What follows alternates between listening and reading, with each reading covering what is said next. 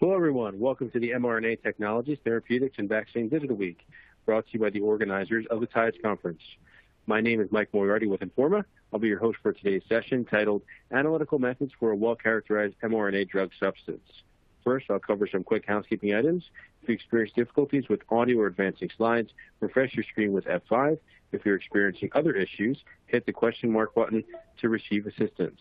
At any time during the presentation, submit your questions into the Q&A window on the left-hand side of your screen. In 24 hours, you'll receive a link to watch the recording of the session. You can also download a featured white paper in the resource list box on the right side of your screen. Let's now begin by introducing our speaker from TriLink Biotechnologies, Khaled Yamut, Senior Director of Quality Control. Thank you for joining us today, Khaled. Now I'll hand it over to you to begin our presentation. Thank you very much for the introduction. And from my end of the world, good morning to everyone. So today the talk is going to cover the analytical method for characterization of mRNA. This is becoming an interesting and really needed topic to be discussed and followed due to the emergence of the mRNA as a drug substance for vaccines and the delivery mechanisms that's been provided through the COVID vaccine. So, as all of you might know now, messenger RNA therapies are a newer technology engineered to mimic processed mature nucleic acid transcripts present in cytoplasm and eukaryotic cells. The drug substance is made by in vitro transcription of a target gene from a linearized DNA template. The resulting drug product contains the mRNA for the gene of interest and the required regulatory elements for translation, the gene of interest, including unsaturated regions, 5' cap, and the poly A tail.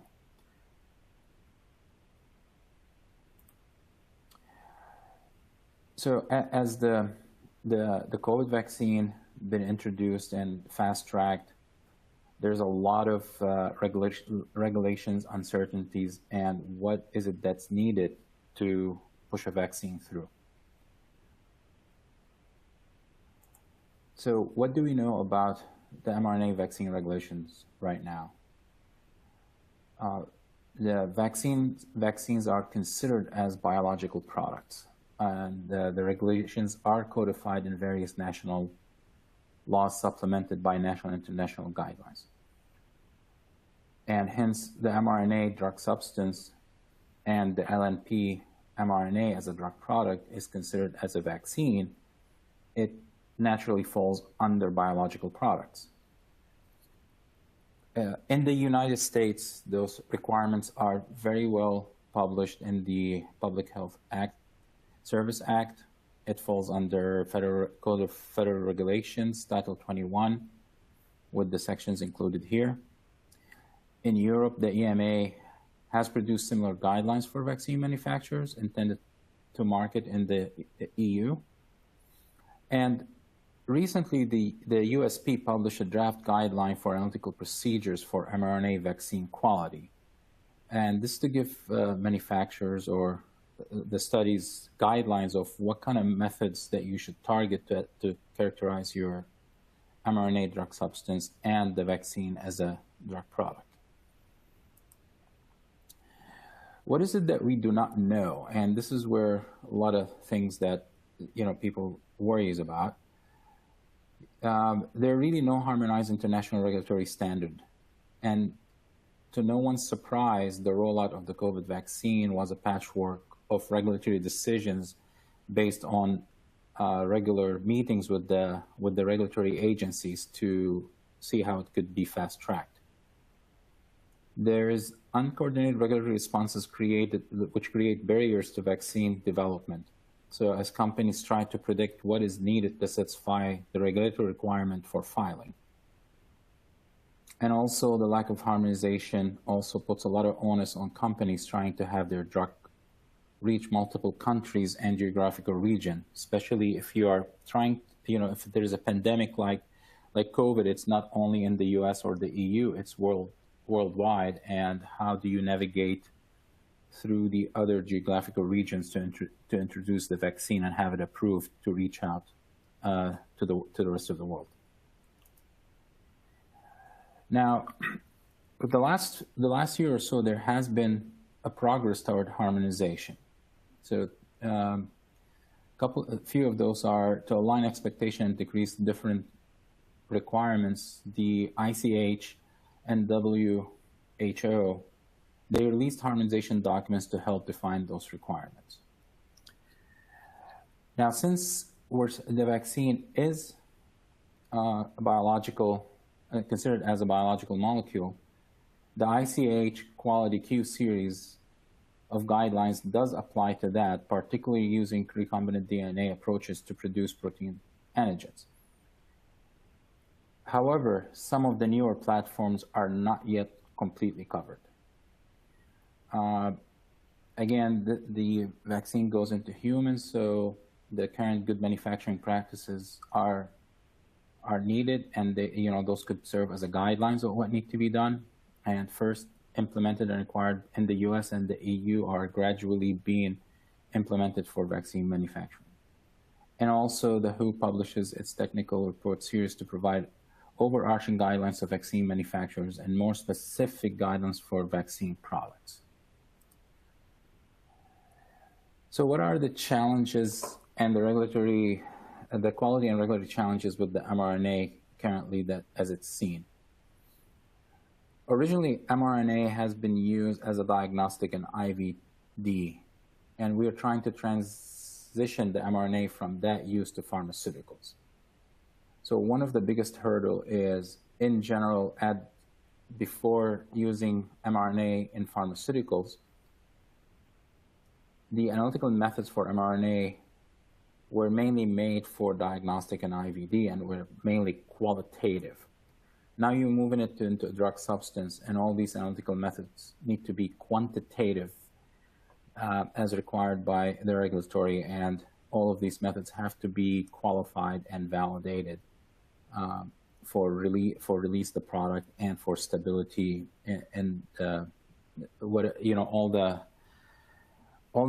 assays and requirements apply, that's needed to file a full BLA with the agencies for approval. The lack of harmonization across multiple global regions is likely to be the barrier for analytical development for the characterization of mRNA vaccines. The number of regulatory precedents is limited, and the diversity of mRNA-based application is broad. In addition to regulatory uncertainty, many manufacturing challenges must be tamed. One of the main things is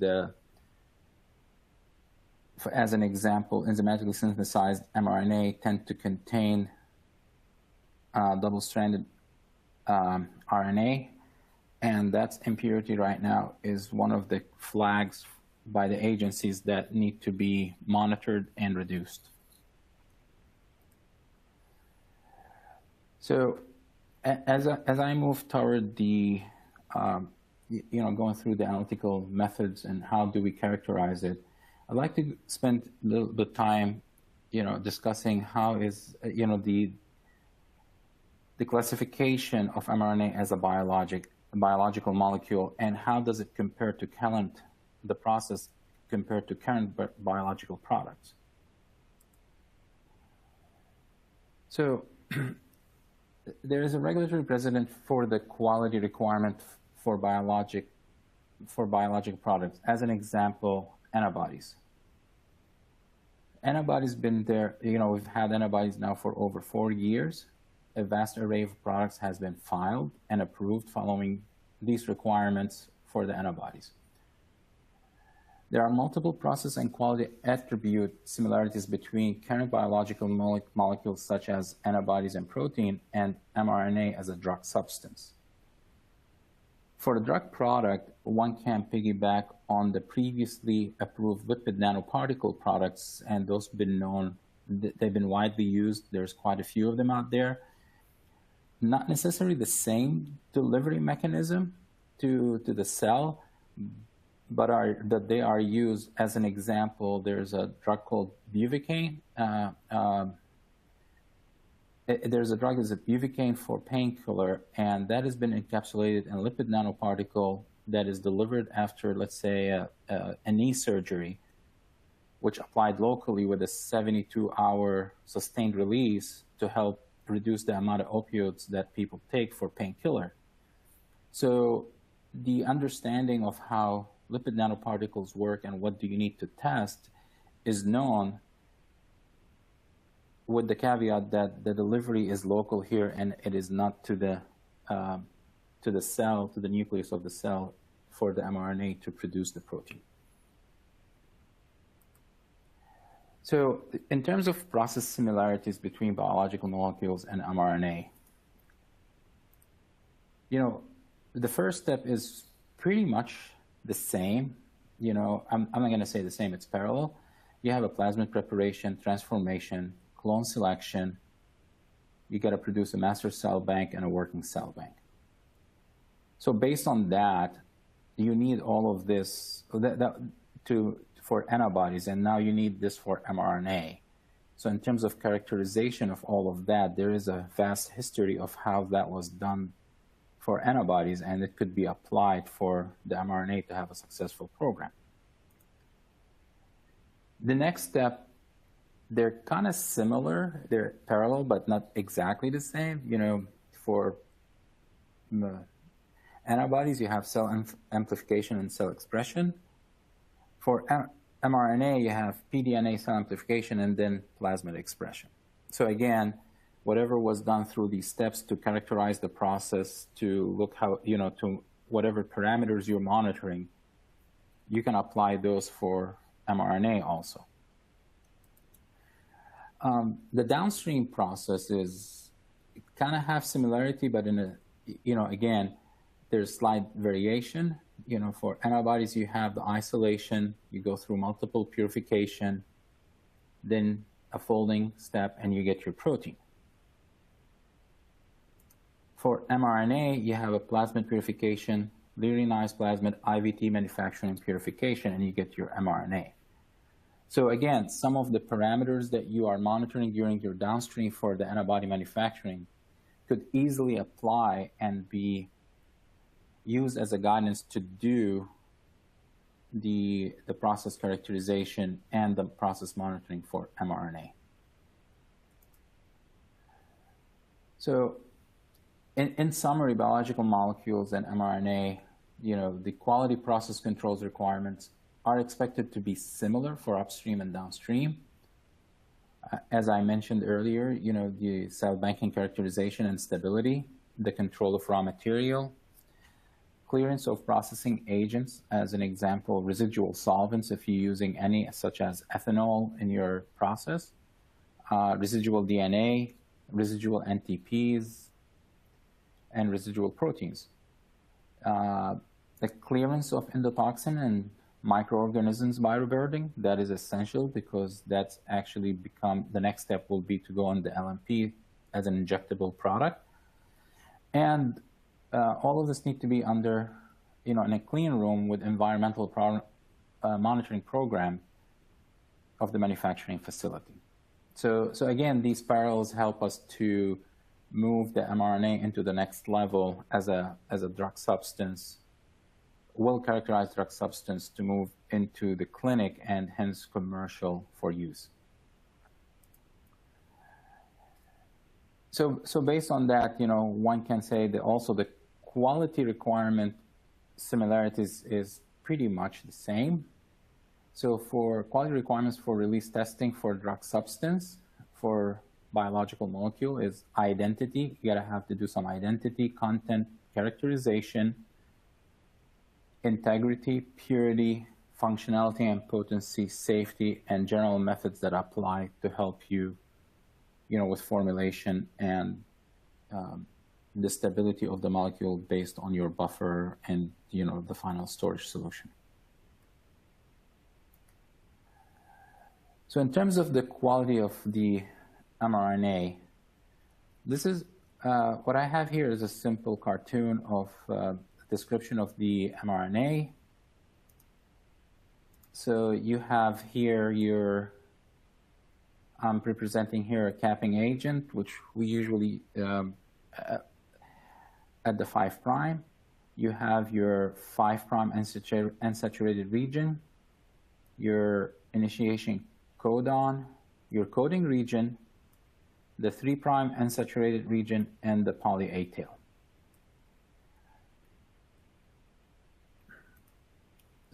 So, and this is just a quick example of what each section, have. For example, the 5' here, you can cap it enzymatically or capping analogs. For example, a clean cap agent, which is proven to be a scale, help scale the mRNA to large scales and help with the purification to get a pure mRNA.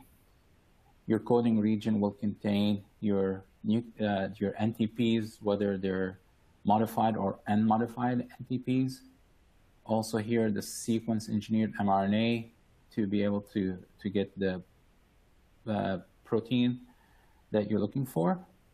Also, there's some talk now about self-amplifying mRNA being inserted in this region. And then finally, the 3' poly A tail to help the stability of the mRNA. So based on the structure, we at TriLink, we sat down and said, okay, what can we do and how we can look at each section of the mRNA in order to determine and characterize the mRNA. So as an intact molecule, as a whole intact molecule, what methods that we use to actually look at that without manipulating the mRNA? So the few things become, you have your the intact gel electrophoresis for percent intact and fragment. Integrity, you can use gel electrophoresis or fragment analyzer. And for purity, we've developed few methods such as ion pair reverse phase HPLC. We've been trying size exclusion HPLC, and you can also use capillary electrophoresis. In addition, for the full length of the mRNA, for ID, right now is mainly sequencing, whether it's Sanger or NGS. Some people tried RT-PCR. And the last one here, we're actually working on developing some methods for fingerprinting. And that fingerprinting, you can view it similar to peptide mapping of antibodies to determine that. So futuristic would be after you do your sequencing for regular release of product, you don't have to keep doing sequencing. You can do a simple fingerprinting assay to determine the identity of the mRNA that's been made. And now we move to the open reading frame here. That's mainly your functionality. This will determine the protein that's going to be produced. So with that, for the final product, a lot of times you would have to do a cell-based assay. But for the drug substance molecule, you can actually do in vitro translation. And if you have the right labeled antibodies that recognize that protein, you can do a Western blot. And with that, you can show the functionality of the protein being translated from the open reading frame or the coding region to show that the mRNA is actually producing the correct protein for the therapeutic indication that you made the mRNA for. Now the 5' it's really important to make sure that you have a good capping efficiency because it plays an integral role in actually the stability and the function to produce the protein, desired protein in the cell. And currently there's quite a few capping efficiency assays that people are trying to use. At TriLink, we've developed an LC-MS method, and I do understand, mass specs are expensive instruments, but in terms of the accuracy right now, and the sensitivity, that is a technique that is superior to others. Other labs have been trying to use PCR or LC-UV methods, but those don't have the sensitivity, and there's a lot more work to be done in that arena to have those methods to be comparable to LC-MS. And the other thing that need to be characterized separately is your poly-A tail here, because that is important for the stability of the mRNA. And again, we've developed an LC-MS method, and also we did some work with IP reverse phase, ion pair reverse phase, HPLC for that. And this is actually, in addition to the cap and efficiency, has been required by the agencies, because the length of the tail, and do you have any material that is untailed in your mRNA? Is everything tailed? Do you have the right tail length? Because that's determining your stability. So there's a lot of questions being asked about the characterization of the 3' UTR poly-A tail. Next is impurities. We've developed assays to look at the impurities of the process. So for residual DNA, qPCR, residual protein right now, it's not specific. We use more range for generic proteins. So we're using nano orange, which is a fluorescent assay, which gives us a really low detection limit. And some labs use BCA. This is a known protein assay. We've developed the anion exchange HPLC method to look at the residual NTPs and capping reagents to make sure they are either consumed or there's very, very low levels in that. If there's any solvents, GC method, the USP method. And currently, the double-stranded RNA, we have a very good immunoblot method that could be semi-quantitative, but eventually all of this will likely move into an ELISA method to be more consistent and will be able to fully quantitative and qualified. From a safety standpoint, your generic biological safety methods, the endotoxin USP85 and bioburden, again, the USP methods. For content, there's quite a few things that you can use. The most popular one is spectroscopy, and also the ion pair reverse phase HPLC that we developed at TriLink, as I will show later. It actually could be used if you do the standard curve to also determine purity and content at the same time. And lastly, your generic, appearance, pH. Some people would like to see conductivity and osmolality, depending on the requirement for your drug substance going into the drug product. So now, going through the logic of how we select some of these methods and why are we doing certain things in terms of analytical methods, as we try to relate it to the structure of the mRNA, I'm going to go over a few analytical methods and some results from those analytical methods for the characterization of mRNA. So overall, companies have developed various analytical methods to characterize mRNA. Again, as I mentioned earlier in the first or second slide, the USP has provided a draft set of analytical methods for mRNA. Those are draft, and they're still working on finalizing, and they're collaborating with a lot of labs, including TriLink, to finalize that chapter. So for today, I'm going to go over 4 methods. One is the ion pair reverse phase HPLC, and it could be suitable for purities. It is stability indicating. if you can tailor it to do content and actually poly A tail.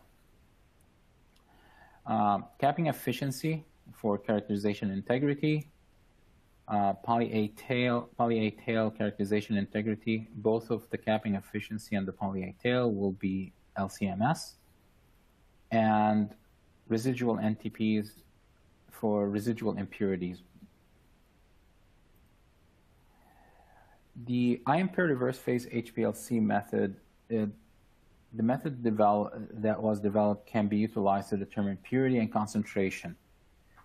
The column that we use is a DNA pack reverse phase 4 micromolar analytical column. The gradient is a simple, linear gradient from 30% B to 55% B. Temperature column 75 C at 0.3 mil per minute. So for this, as we develop that, we have multiple catalog mRNA products that we made and sell for general use. So we selected 5 of them based on the length. So as you can see, the fluke is 1929, Cas9 4521, beta gal 3420. We picked a small one here at 996, and saRNA, that's approximately 9,000. The reason we chose those is to show the versatility of the method and see if that it could be used and applied across different mRNA length. So this is a chromatogram, overlay chromatogram of all 5 of them. We had made some co-injections, and I'm not going to go into those because that will take a long time. But the summary of this is this method is capable of differentiating between mRNA length. Granted, when you have something like here, 1929 to 3420, you're not going to get a complete separation. What you're going to get is a large peak with a valley or a shoulder indentation that you can look for. But we were able to clearly separate the 996 from the larger ones. The 1929 was easily separated from the 4521. And again, here, everything what we were able to separate it from the very, very large saRNA. Then we check the method for, is it stability indicating? Do we see any degradation, with your normal forced degradation studies? So in these studies, we used the F-Luke wild-type mRNA. We exposed it to 90 C temperature. As you can see at T0, it's intact. After 30 minutes, you can start seeing degradation. And after an hour, it's pretty much, there's a lot of degradation. So hence, if you are doing accelerated stabilities, let's say at 25 C,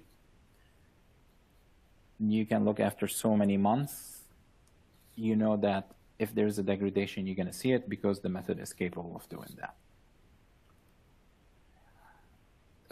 Then we took the same wild-type fluke mRNA. We exposed it different lengths of exposure for base, and in this case, we used 0.25 molar sodium hydroxide at pH 12. And again, within 30 minutes, you can see full degradation.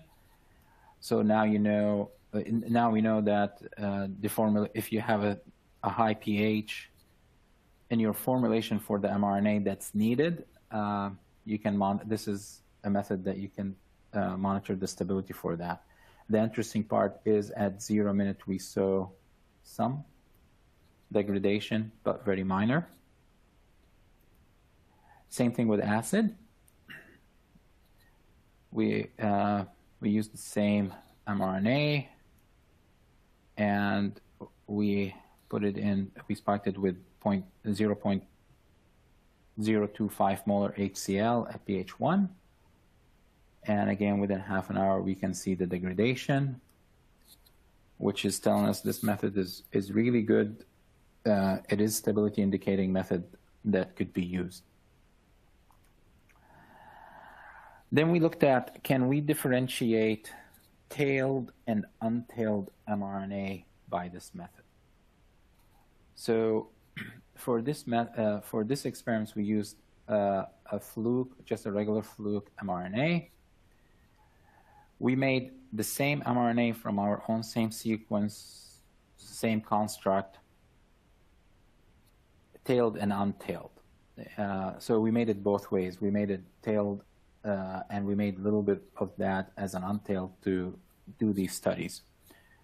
And as you can see here, we spiked in the untailed into the tailed, into the mRNA that's made with the tailed poly-A at 0.5%, 1%, 3%, 5%, 10%, 30%, and 50%. Now, the interesting part is we looked at the 50%, which is this peak right here, and then the internal peak in here. And we looked at the peak area, the peak, due to you cannot look at the peak height, you have to look at the peak area because the peak shape. And that gave us 1-to-1 ratio. So it actually proportional. And if you have any untailed mRNA, this method will be able to quantitate it. Now, is that doable? Yes. Is it easy to do? It's going to require a lot of work, because then you have to, for every construct of mRNA you made, you have to make the untailed mRNA, and then you'll do an LOD and LOQ to determine that. So you would have a quantitative method to determine if you have any untailed mRNA in your mRNA, and that could answer the question there. Unfortunately, this method is not going to tell you the length of the poly-A tail or the distribution of the poly-A tail in your product. Now, if you have two different poly-A tails, let's say your poly-A tail it's not straight, there's something in between, or for some reason there's some contamination that you got an mRNA with two different poly-A tail lengths in there.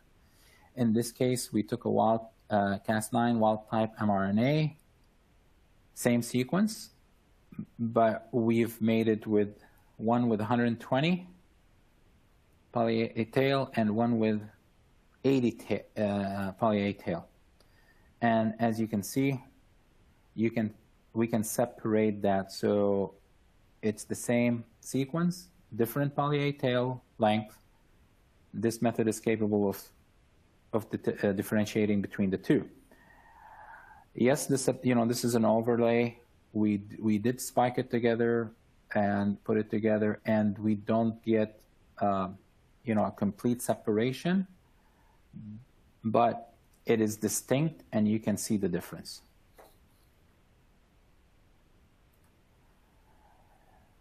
And then again, we checked it for linearity. Can we determine concentration using this method? So we took we utilized the fluke to test the performance characteristic of the method. We've done specificity. We've done linearity. And the concentration is between 0.01 mg per ml to 0.3 mg per ml. We do have very good accuracy at 80%, 100%, and 120% of the nominal concentration of 0.2 mg per ml. And the precision the percent RSDs were below 2%. So in summary, the ion pair reverse phase HPLC that was developed, it's able to distinguish mRNA of different sizes. It is stability indicating method.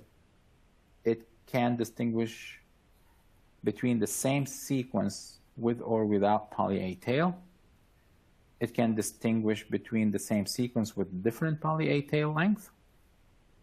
And it could be a quantitative method for mRNA content and purity of drug substance. Now, I'm going to shift to capping efficiency. The capping efficiency it could be a little bit tricky. So the way we designed it here at TriLink, it's tied in to the sequence of the 5' unsaturated region.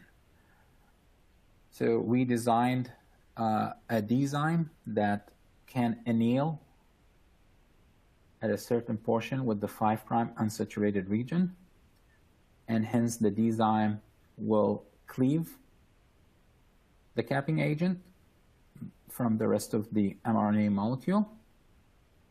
We'll do a phosphatase treatment for cleanup and then LC-MS analysis. So as you can see, we anneal it right here, and when you get the digestion, the cleavage, you have the intact region, the rest of the mRNA, separated from the capping agent at the 5'. And with that, we can calculate the relative capping efficiency, where we take the sum of the intensity of identified 5' capped species and the total sum of mass intensity of identified 5' capped and 5' uncapped species. So as an example, we took a fluke mRNA and we digested it, and here's the chromatogram with the intensities, and then we determined the mass of the peaks. So this is the peak of the capped mRNA right here, the cap 1, and based on that, you can see here we have the capmer. We kind of added it all together, divided over the total of the capped and uncapped, and that gives us a relative capping efficiency of 98%. This work has been done on multiple sizes of mRNA, and we've been able to show that is applicable to various sizes of mRNA, granted that with the same D enzyme, granting that the sequence of the 5' UTR region is the same, is not changed, because that is the key to this assay.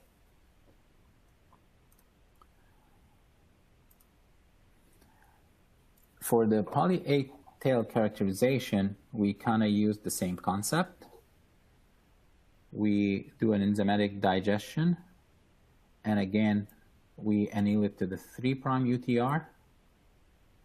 The enzymatic digestion using RNase A and T1. You fragment it, and we can see the poly A tail also, and we do a mass analysis by mass spec. I want to apologize. We do a full digestion. We not necessarily link it to the UTR with the design. This is something different. So it is a digestion with the RNase A and the T1, and we look for the poly A tail fragments by LC-MS. So this is the chromatogram of the poly A tail right here. This is the digested mRNA fragments, and this data is deconvoluted right here. So what it gives you is a distribution. So we get a distribution of the poly A tail, because you're not going to get one number, you get a distribution, and in this case your highest distribution is 123, and I believe the target for this poly A was 124. So the size distribution is what we're looking for here. So in summary, the poly A tail method, it's a multi-part procedure. It involves enzymatic digestion of the main mRNA body with the use of RNase, leaving the poly A tail segment intact. So the only digestion would be on the mRNA, your poly A tail stay intact. The enzymatic treatment to remove 3' phosphate. You work up the mixture, LCM analysis of undigested poly A segment to estimate the average length and distribution of length. We found out this method does have limitation. The method, could be used for, as of now, to, without further development, up to 140 poly A. You get a distribution curve value. It's a qualitative method, but it provides the means to characterize an mRNA material and compare quality of samples, and also determine batch-to-batch reproducibility. So this is becoming an essential tool to ensure that what you're making is the same every time.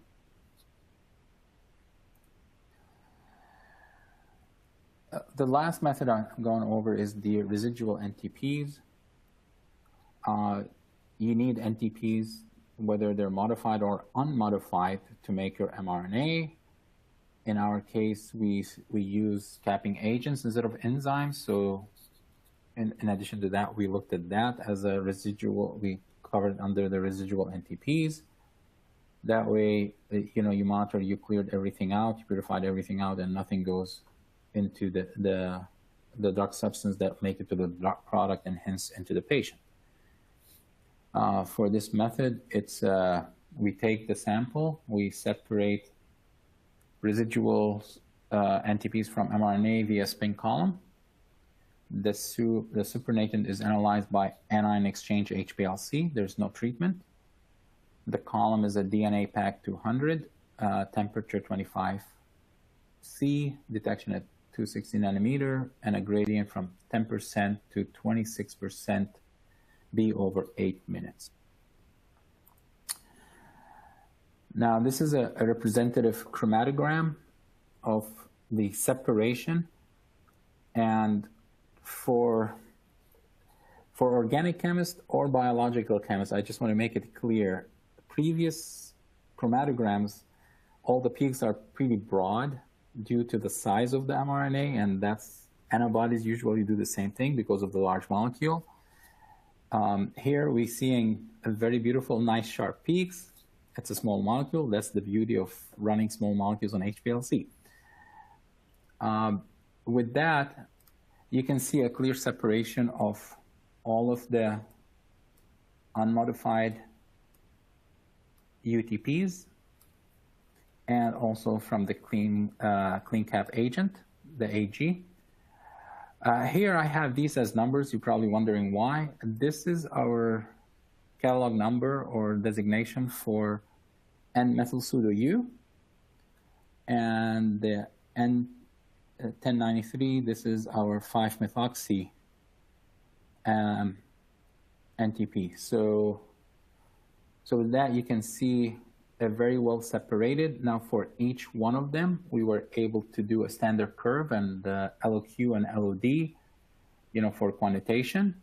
So these are quantitative methods with detection limits that can easily be simple separation of your mRNA without additional sample prep, and you can determine your residual NTPs in the mRNA. And also this could be used to monitor your process if you want to see the consumption, the rate of consumption of each UTP, each NTP in your reaction of the IVT. So the residual NTP, it's a method that's capable of separating and detecting residual NTPs and modified NTPs in capping agents. The method is quantitative. From a specificity standpoint, a clear separation between the NTPs. We show linearity of concentration between 0.2 millimolar to 1.2 millimolar. The accuracy, we checked it at 50%, 100%, and 150% of nominal concentration of 0.4 millimolar. The precision, all our percent RSDs were below 5%. The LOQ is 0.04 millimolar for NTPs and 0.16 millimolar for clean cap. In conclusion, the development of quantitative test methods will continue to evolve to address the evolving regulatory requirement. At TriLink, we have developed generic assays that can be optimized for specific mRNA construct. The use of ion pair reverse phase HPLC method could be utilized for multiple aspects of mRNA characterization. We consider we have a robust capping efficiency and poly-A tail assay, and we have a very good HPLC method to detect residual NTPs, modified NTPs, and capping agents. My last few slides, I just want to go over a little bit of our custom manufacturing capabilities at TriLink. TriLink provides solutions from discovery through commercial. For oligonucleosides, we can go from discovery to commercialization. mRNA capping agents such as CleanCap, we already have that as commercial, going into the Pfizer vaccine. mRNA, we actually have a program that we provide mRNA for discovery and research all the way to phase 1 clinical, and same thing for plasmid DNA. We do have comprehensive quality systems. The sites are ISO certified, full documentation for traceability. We provide audits, and we do audit our suppliers, and we support basic research, diagnostic assays, preclinical ion detox, and phase 1 clinical. With that, thank you very much for your time today, and I will turn it over to the moderator.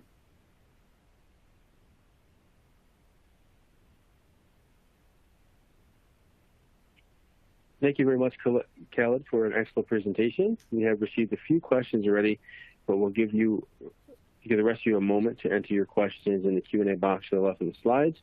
Before we do begin the Q&A, I'll run through some brief announcements. First, I'd like to thank TriLink, BIS Operations, and ST Pharma for sponsoring this digital week. Also, be sure to check out the resources list to the right of your screen where you can download a few featured white papers. Now back to Khaled to begin the Q&A. And Khaled, we will start to go through the Q&A here momentarily. The first question we have, how does the length of the mRNA sequence impact the analytical methods that you spoke about? It actually impacts it quite a bit because it's not one size fits all. The length will impact the size, so you would see probably peak broadening, peak tailing, and also the whole sequence, including the UTR regions, the 5' and the 3', could have impact on these assays from digestion and other way to characterize these mRNAs. So what we have done is we kind of fixed our UTRs, and we applied these methods with a fixed UTR with multiple sequences in the coding region to show that those methods could be a platform. So if any changes there happens, then the methods would need to be optimized for that. So as you go, you can take these simple methods, but once you have a sequence, you should do some feasibility to show that the methods that you have is applicable for that specific construct. Next question, are the assays you covered construct specific? For sequence and functionality, capping efficiency to a certain extent, and poly-A tail, yes, they are construct specific.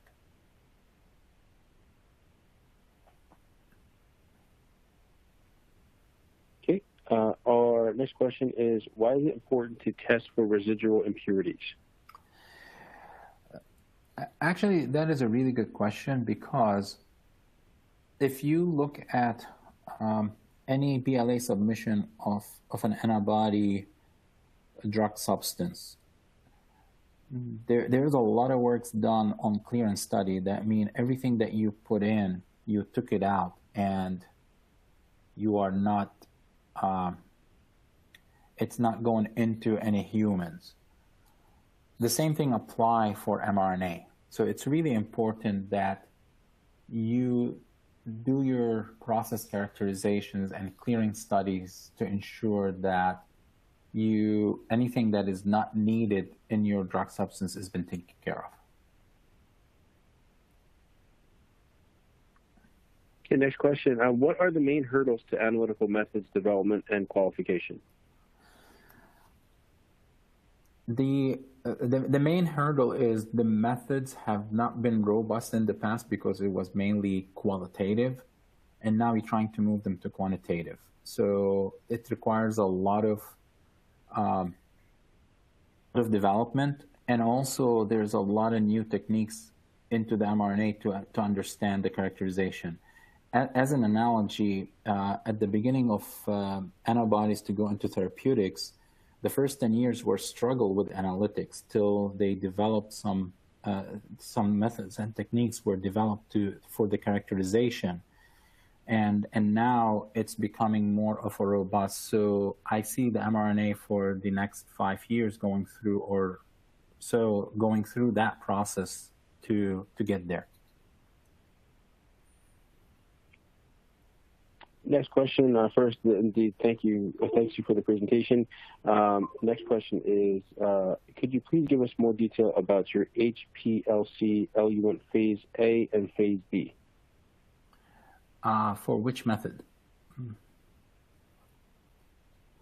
I can, those things we can, those things can be provided. We're trying to be vague a little bit here, but we can provide that in a different setting.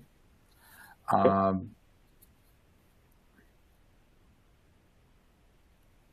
Okay, perfect. Yeah, we can provide that information offline. Yes.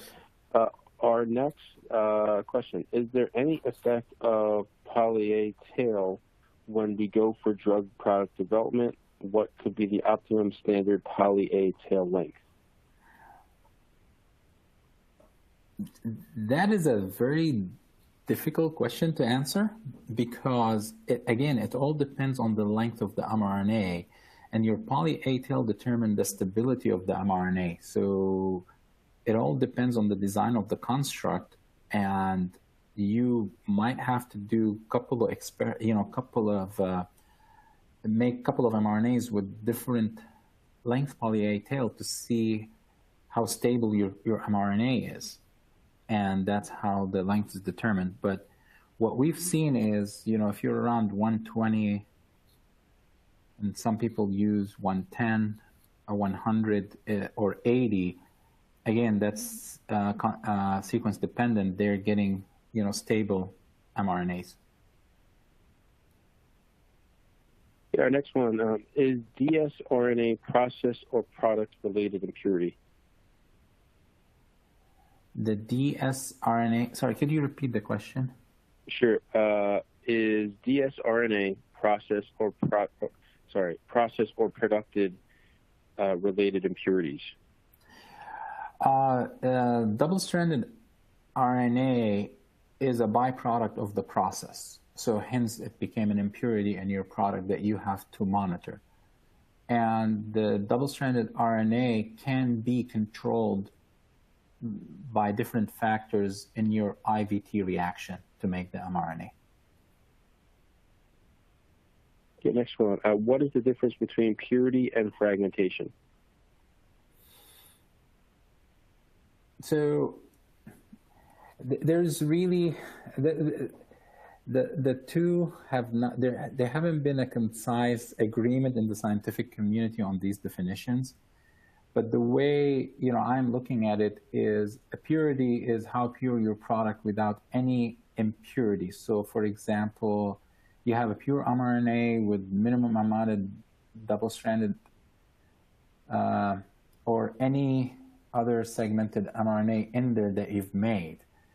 In terms of integrity, is your mRNA, after you've made it and it's pure, it got exposed to something to start degrading and fragmenting the mRNA into pieces. And that's how I am looking at it. Okay, our next one, again, only time for a few more questions, if that. Can you contrast benefits and limitations of CE and RP assays or mRNA purity and identity?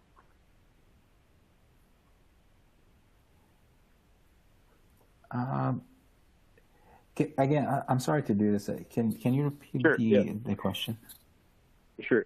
Can you contrast the benefits and limitations of CE and RP assays or mRNA purity and identity? So the identity, you have to show that you got the right sequence. So right now, it is by sequencing. And if you're going to try to do HPLC for identity, this will be an orthogonal. That would not be your final say on that, because you're probably doing a co-injection or using a reference standard. And if you use a reference standard, you have to have a biological qualified reference standing following the same sequence of event that is used to qualify a biological reference standard. Now, the CE and the reverse phase HPLC for purity, we believe it is dependent on the size of the mRNA. For a very large size mRNA, I think we believe that the CE would be a much better method to go with than reverse phase HPLC, because you don't go through the tailing and the broadening of the peak as much with the CE.